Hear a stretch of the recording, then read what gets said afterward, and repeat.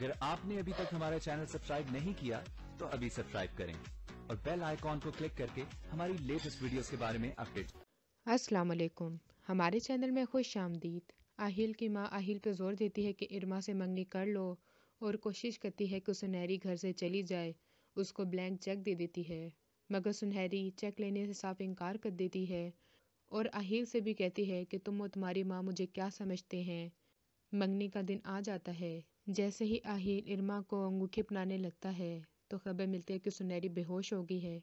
वो मंगनी छोड़ के भागता हुआ सुनहरी को अस्पताल लेकर जाता है, जिस पे तोकीर वो तो बहुत ही ज़्यादा गुस्से होता है कि ये क्या हरकत थी, क्योंकि वो तो चाहता था कि सारी उनकी जायदाद उनके नाम हो जाए। लेकिन वो अपनी साजिशें फिर भी काम नहीं करता और इरमा को लेकर अस्पताल पहुंच जाता है ताकि आहिल और उसकी माँ कोई गलत मतलब ना समझें। और आहिल की माँ शहाबुद्दीन को रिहा करवाती है और शहाबुद्दीन से कहती है मेरे साथ कोई चालाकी नहीं करनी। और शहाबुद्दीन मोबाइल में उसकी सारी रिकॉर्डिंग सेव कर लेता है ताकि आगे सबूत के तौर पे काम आ सके।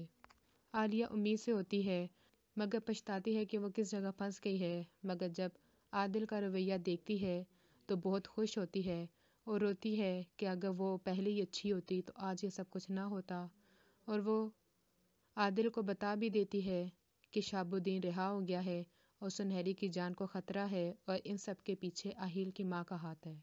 और आदिल ये सारी बात जाके आहिल को बता देता है और आहिल की माँ मौके का फ़ायदा उठाकर शहाबुद्दीन को सुनहरी के कमरे में भेज देती है ताकि आहिल को दिखा सके कि ये अच्छी लड़की नहीं है। अगली वीडियो तक के लिए अल्लाह हाफ़िज़।